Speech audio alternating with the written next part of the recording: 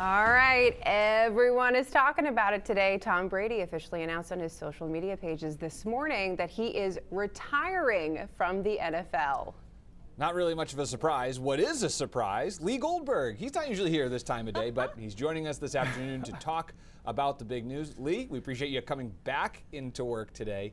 One of the big things people are talking about is how Tom Brady did not mention New England at all in his lengthy Instagram post. What is your take on that? Yeah, I think people in New England generally get worked up about stuff, whether it matters or not. I don't think it's that big of a deal. Relax, everybody. I mean, it was 20 years ago this week, right, that Bill Belichick had to make a decision. Do I want Drew Bledsoe to play in the Super Bowl against the Rams, or do I want Brady? Remember, Bledsoe came in the AFC Championship game that year because Brady got hurt. So the whole talk of Super Bowl week out in New Orleans was, who's Belichick going to pick? He obviously picks Brady, and then the rest is history, with 6 Super Bowls for the Patriots. So relax. He's recognized New England a million times over, and he didn't necessarily do it today. I think we're all going to be just fine. All right, Lee, so let's talk about this weekend then, when ESPN reported that Brady had decided to retire. Then quickly after, his family says Brady is on vacation and hadn't made a decision yet. What gives? Well, his team screwed up. I mean, that's the short version of it. I mean, even the TB12 brand tweeted out a congratulations Tom Brady on Saturday when this got leaked. The fact that he was retiring was never in question. It was a done deal. Everybody knew it was happening.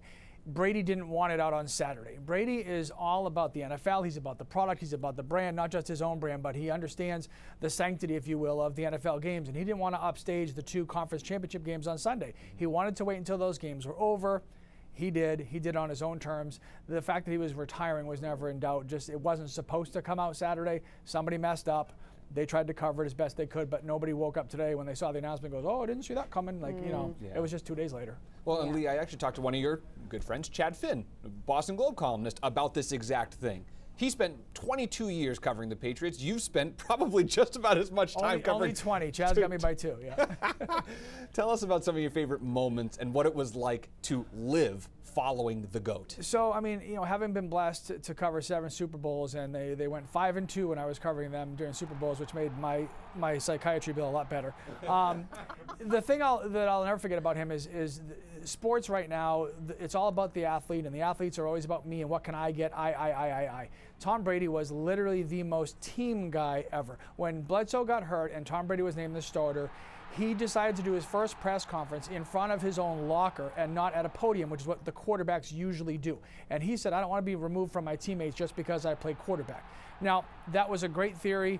It didn't work. 1,000 people crowded that locker room and spilled into other people's lockers and became more of a hassle than it was worth. But the fact that his initial instinct was to not make it about him and to make it about the team, I loved that guy from the beginning. And this was before he ever won anything. I'm like, this is a guy who is all about the team, and he'll be a guy that, I'll be happy to buy my kids his jersey, and this is a guy we can root for. And then obviously he played really well too, so that helped. So. I've been looking for his jersey online. I'm looking for a Patriots jersey. Cannot find one for the life of me. Yeah. But one thing that I'm super jealous about for you, Lee, is that you've had a chance to actually get really up close and personal with Tom Brady, whether it's seeing him on the field after a Super Bowl win. What is it like to be in that moment? I mean, we'll never see anybody like him, and that's not hyperbole. I mean, not just, not just the stats and the records and the Super Bowls and everything, but the way he leads, the way that all players around him were made better because of him. Michael Jordan made everybody around him better. Tom Brady is in that same exact category.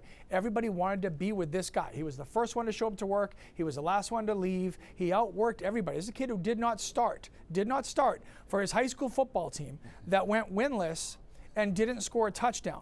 And he was the backup quarterback for that team. And his dad told me that story. He said, hey, he couldn't even play for them. So we never knew he was this prodigy. He just outworked everybody.